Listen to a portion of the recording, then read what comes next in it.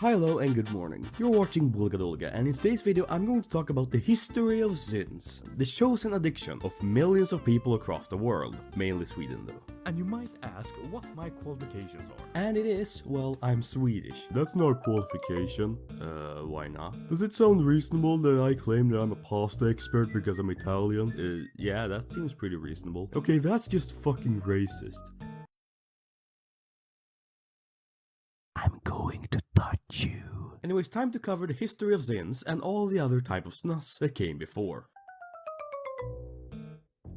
This is by far considered to be the original snus, dating back to the early 1800s, as an alternative to the nasal snuff used by the aristocrats of Europe, which was basically old-timey cocaine, but instead of 17-year-olds without father figures being the main demographic, it was men in dresses and wigs. Nasal snuff had also fallen in obscurity partly due to the French Revolution, and with the fall of French aristocrats and the rise of other tobacco products. Nasal snuff was also never truly adopted into Swedish society, partly due to the harsh and shitty climate, which made taking it uncomfortable and hard. So the Swedes said fuck this and invented what we call lösnus or loose snus nowadays. And boom, the first upper decky was born, only it was ground up moist leaves that you pinched and put between the gums and lips of the user. Yummy. Today loose snus is still used religiously by a small portion of nicotine addicts, and in Sweden it specifically only accounts for around 10% of the total snus sale. So, if you ever come to Sweden and wonder why it looks like we are actually eating dirt, no, we're not that weird. It's just moist cancerous plants.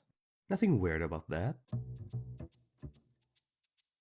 It's hard to say when the classic portion snus was truly invented, but around the 1970s, Tre Ankare, or Three Anchors, was invented by our dear friend the Swedish Match. Just a reminder, their old name was the Swedish Tobacco Monopoly, because being creative is apparently very hard. Three Anchors was described as having a tea bag-like material surrounding the tobacco, which still fits the description of the snus you buy in stores today. Today it accounts for around 50% of all snus sold in Sweden, but anywhere other than certain parts of Scandinavia, it's pretty much fucking unheard of. It was also marketed as a more elegant and discreet way of using snus, because the original version would leave residue on your fingers and mouth, and fucking everywhere. And that isn't very appreciated in more professional or hygienic environments. Like, I don't think neither me or you want our doctor to look like this, just before an open heart surgery. Also, there's white portions, which are more popular. The only difference being that white portions are more dry, allowing for it to get less wet and a more steady nicotine release.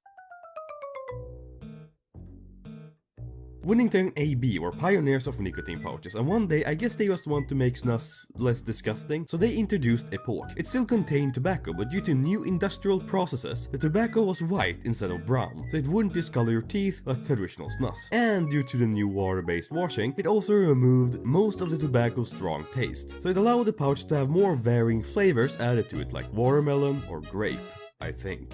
Then just a while later, the executives at Swedish Match saw potential in this product and launched Omni, which is very important because it included some washed white tobacco, but also cellulose fiber, which is the first ever ingredient in snus that replaced the tobacco leaf. Fun fact, Omni later rebranded into Lift, which later became Velo. Maybe a hot take, but Velo sucks major donkey ass. Like, I'd rather peel my own skin off with a nail clipper than to buy a can of a heaping pile of fucking dog shit. No! 2014, Swedish Match launched a product that would take the world by storm.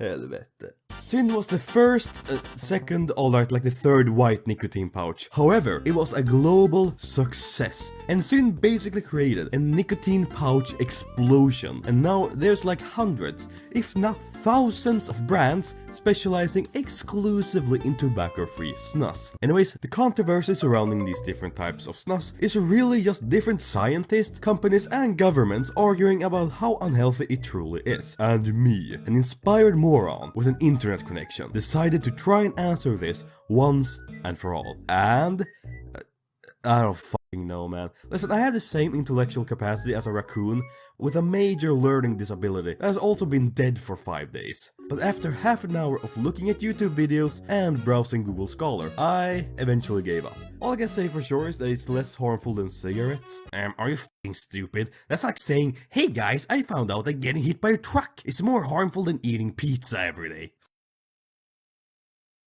It's also really funny how the EU banned tobacco snus in the 90s, because it was unhealthy and addictive. But let's keep cigarettes and alcohol, yeah, that makes sense. I'm so smart. Anyways, thank you for watching this video, consider to like and subscribe, and as always, good night.